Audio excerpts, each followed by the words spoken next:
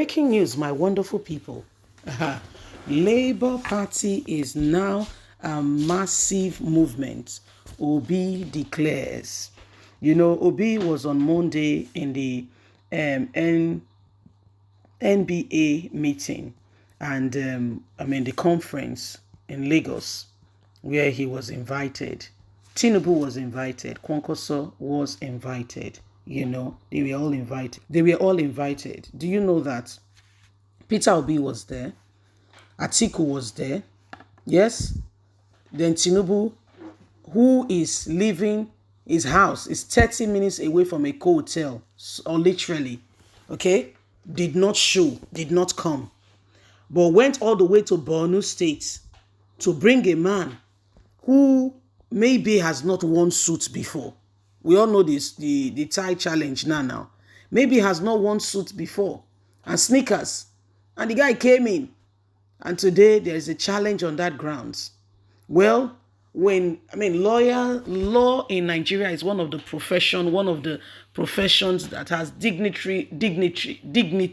Yeah, that's the word, and all that. But lawyers to stand up and say Obi, Obi, Obi, from the north, from the south, from the east, from the west, my dear, that tells you a lot. Please don't forget to give us a thumbs up, like us, share, subscribe. Labour Party now massive movement, Peter Obi declares. The presidential candidate of Labour Party LP, Mr. Peter Obi, yesterday declared that the Labour Party is no longer a political party but a mass movement to take back the country for Nigeria.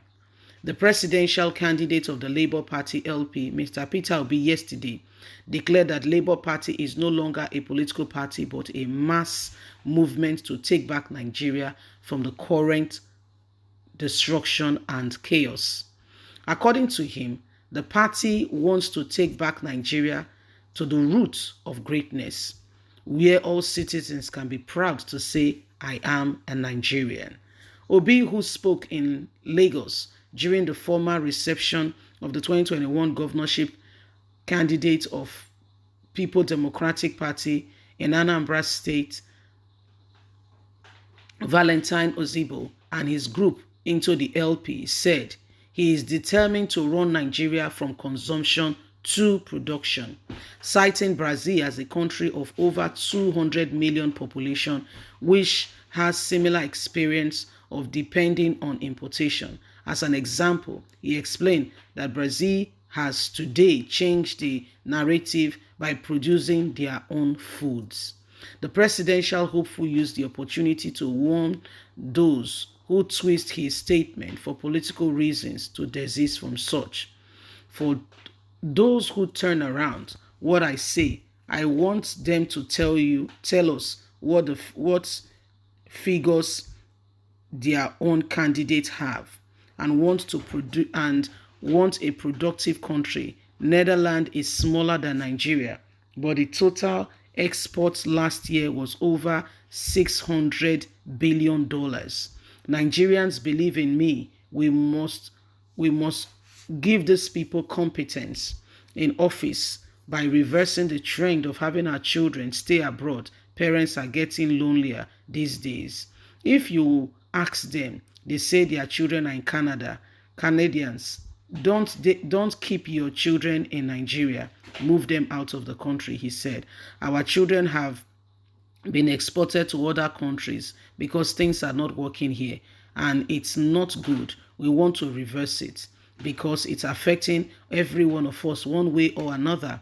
It's important that we do the right thing. We must sacrifice for our children to come back and for our society to work for the land to be safe again, and so everyone can live peacefully. We have a country called Nigeria, but we don't have Nigerians because we don't have citizens who are proud to say they are Nigerians.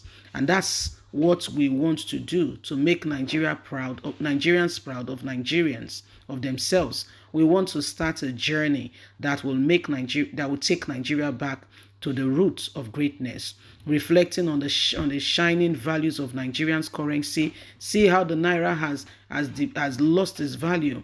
Obi said one practical way to stabilize local currency is to move Nigeria from consumption to production and export of goods. When you export goods, they pay you in dollars. What will give you dollar in production? Nigeria is not a producing country. So let us go out and produce. That is our desire. That's how we will create jobs. We are not going to create jobs with people thinking they can live by tribe or by religion. We want to stop that narrative and make things better for us all. So my wonderful people, this is exactly what is going on now. Nigerians are beginning to see for themselves that things are not what they used to be.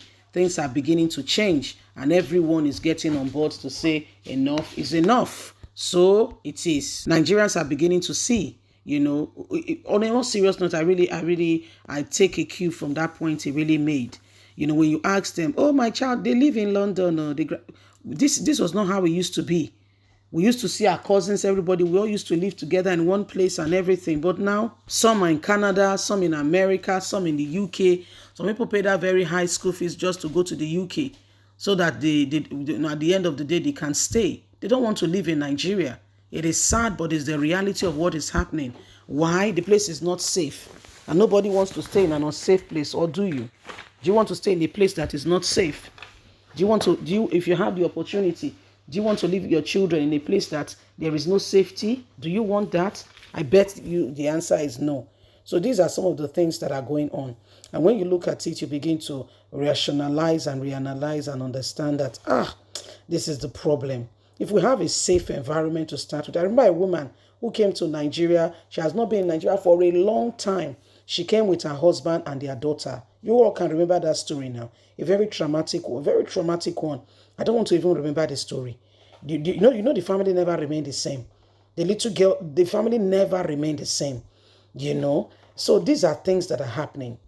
The girl was traumatized for a very long time just because they came to Nigeria, because of what happened to her. I don't want to go into the whole details, the whole story, but I guess some of you remember. So is that the kind of place you want to take your children to? That's why we are all advocating that we bring in the right people who have no personal sentiment. And at the end of the day, the country can become a better place, not just for one, but for all. A place, like he said, Nigerians, they have a country called Nigeria, but they're not proud to be called Nigerians. It's sad, but it's the reality. So things must change.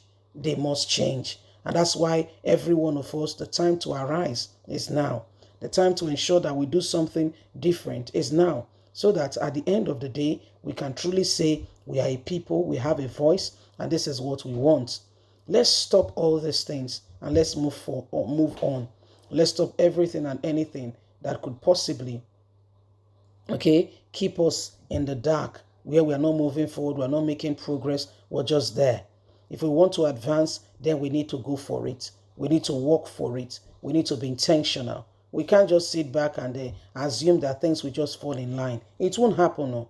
It won't just happen. It won't. It won't just happen. It won't. So it is what it is. Okay? So it is what it is. Please leave us a comment. God bless. Bye for now.